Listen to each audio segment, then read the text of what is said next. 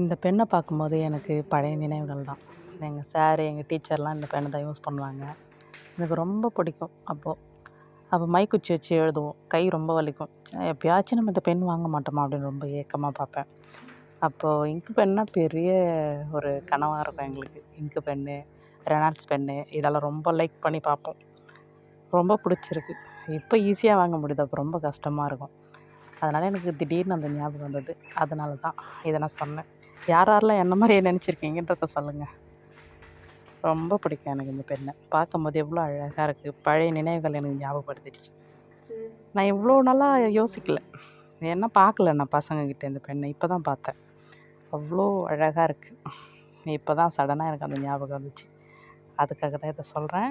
பிடிச்சிருக்கிறவங்க சொல்லுங்கள். என்ன மாதிரி யார் யாரெல்லாம் நினைக்கிறீங்கன்னு சொல்லுங்கள்.